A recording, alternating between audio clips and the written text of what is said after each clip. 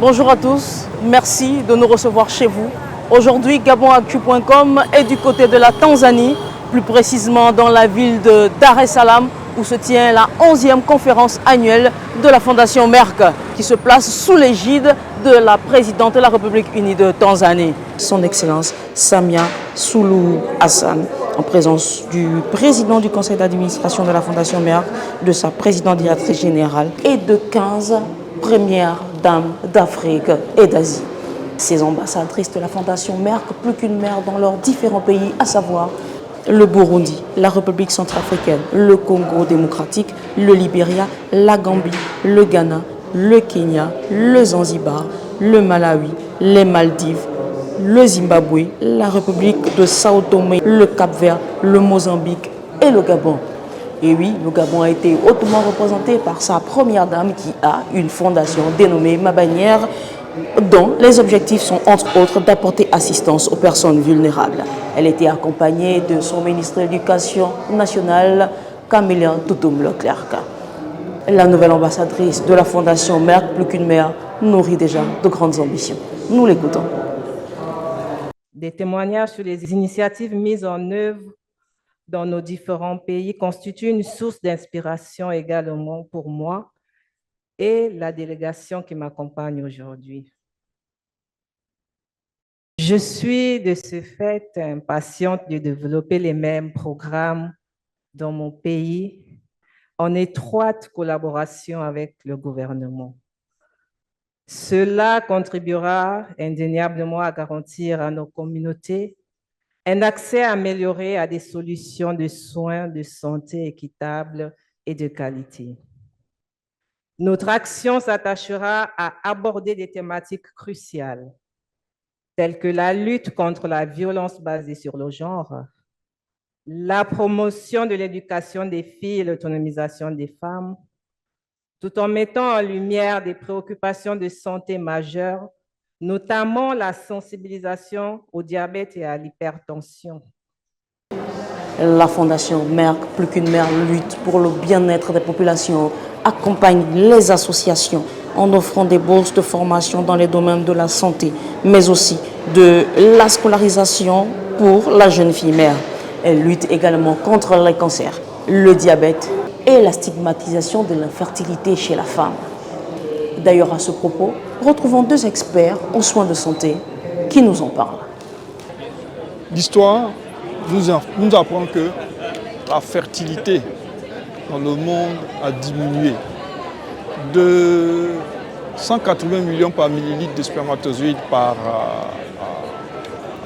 dans un prélèvement en 1930. Aujourd'hui, en 1924, quand vous avez une concentration de 20 millions de spermatozoïdes par millilitre, c'est vraiment beaucoup.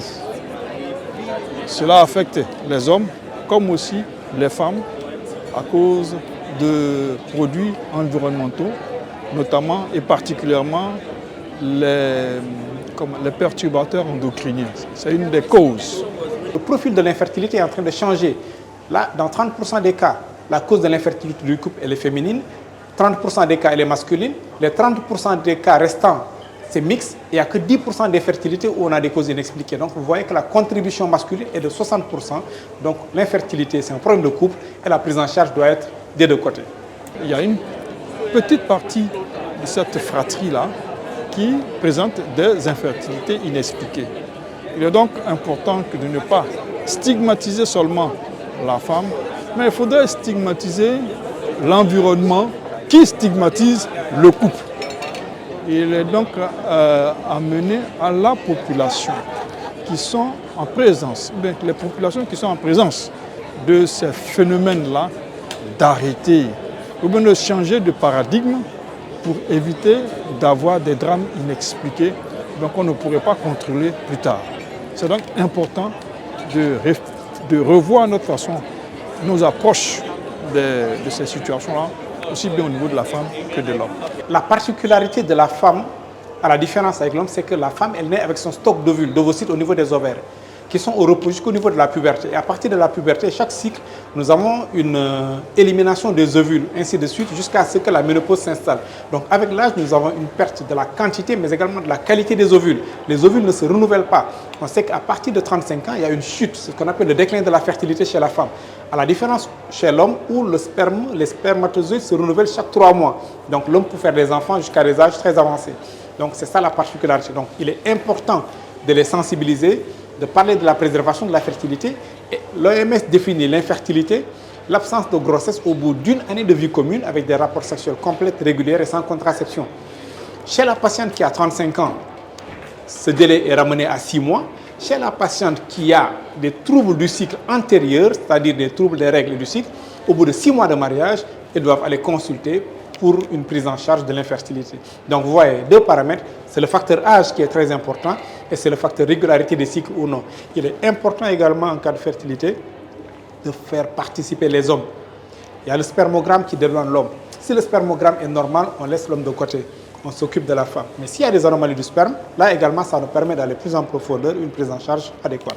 Là maintenant, la technologie, elle est disponible. Donc plus personne en principe ne doit aller à l'étranger pour se faire prendre en charge pour une infertilité. Comme l'a dit tout à l'heure le professeur Achirou, du traitement médical, de la prévention, l'insémination, jusqu'à la fécondation in vitro classique, voire l'injection intracytoplasmique de spermatozoïdes, tout est disponible. La fécondation in vitro avec don d'ovocytes également est disponible dans certains pays. Donc tout se fait ici.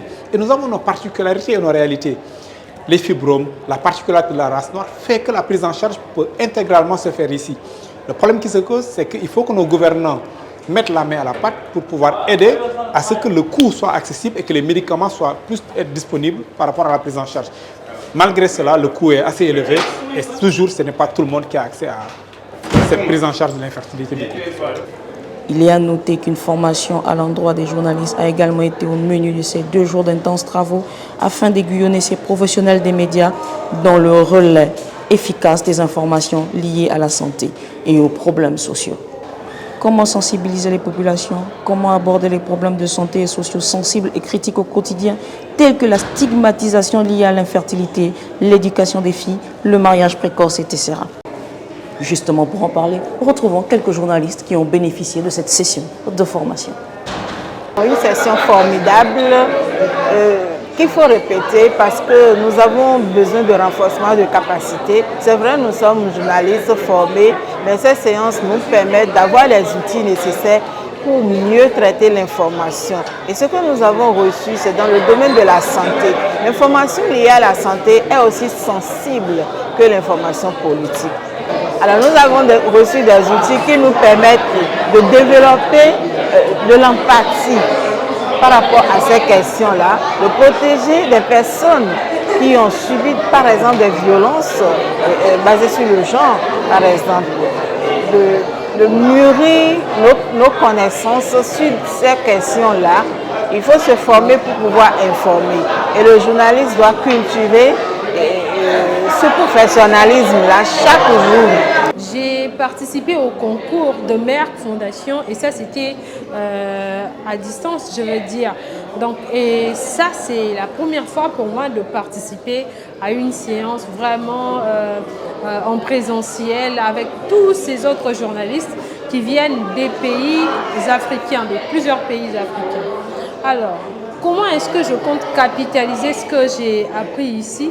D'abord, déjà, je produis des articles, je sais fouiller, je sais rechercher de la bonne information. Et aujourd'hui, les formateurs viennent justement de renforcer nos capacités. C'est bien de fouiller, c'est bien de chercher de la bonne information, mais comment est-ce que vous les rapportez également au public?